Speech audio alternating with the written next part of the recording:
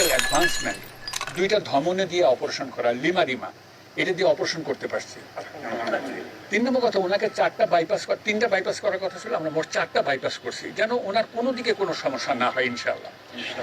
এবং anaesthesia team doctor শহীদ ছিল এবং ওনার টিম এবং আমার কার্ডিয়াক সার্জারি সব টিম সুষ্ঠুভাবে কোনো কমপ্লিকেশন ছাড়া অপারেশন শেষ করেছে। এবং আমি আশা করি উনি 7 দিনের দিন বাসায় চলে যাবেন ইনশাআল্লাহ। এবং আমি মনে করি আইসিইউতে ওনার স্টে হবে 2 দিন, দরকার হলে 3 দিন বা 4 দিন, যতদিন লাগে। But everything went very smoothly ইনশাআল্লাহ। ওনার রোগটা, ওনার সময় উপযোগী অপারেশনটা হয়েছে, কারণ ওনার হার্টের রক্তনালীতে ফ্লো খুব আহামরি তেমন ভালো ছিল না, যা হয় আর কি, যেটাই ওইটা না হলে অপারেশনই বা করবেন কেন। তো এটা ঠিক সময় ঠিক কাজটা হয়েছে এটা। আর কোনো প্রশ্ন আছে? না না, ওনার অপারেশন ভালো হলে 3 সপ্তাহে উনি বক্তৃতা দিতে পারবেন।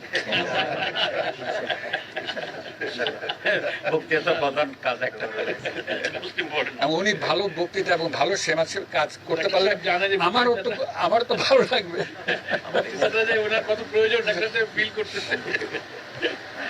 না, উনি বিয়ানীবাজার কোথায় যেন সুন্দর, ভালো লাগছে। আপনি কিছু এড করবেন? আচ্ছা, জি, আসসালামু আলাইকুম। সম্মানিত চেয়ারম্যান মহোদয়, আমার কলিগস, জামাতে ইসলামের শীর্ষ নেতৃবৃন্দ, আসসালামু আলাইকুম, সাংবাদিকবৃন্দ, আসসালামু আলাইকুম।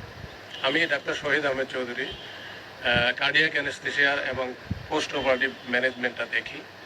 এটা আমি ডক্টর জাহাঙ্গীর কবির, আমরা প্রায় 20-22 বছর ধরে একসাথে আছি। ওনার ক্ষেত্রে ডক্টর শফিক ভাই আমার একই মেডিকেলের আমার 3 বছরের সিনিয়র।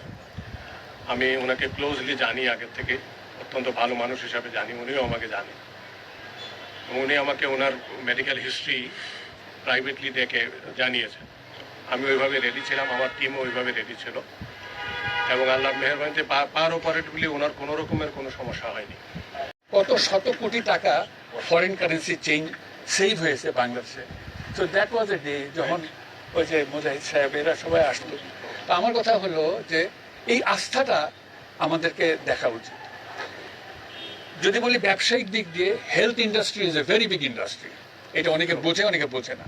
আমি সাধারণত এরকম ইয়েতে আসি না, কোনো লাইভ শোতে আসি না, কিন্তু আমি এটা বলবো যে বাংলাদেশে এখনো ইউনাইটেড হাসপাতালের মতন বা এভারকেয়ার হাসপাতাল, ঢাকা শহরেও যদি 10টা হাসপাতাল হয়, রোগী শেষ হয় না। সো এই বিগ ইন্ডাস্ট্রিতে আমি পলিটিক্যালি বলেন, ব্যবসায়িকদের বলেন, আমরা চাবো এরা যেন আরও দৃষ্টি ওদের এই পাশে আসে এবং বাংলাদেশের অর্থনীতি এটা তারা যেন আগায় নিয়ে যায়, এবং শিক্ষা, স্বাস্থ্য বিভাগটা আরও মানুষের ঘরের দরজায় তার পৌঁছায় দিতে পারে। Thank you.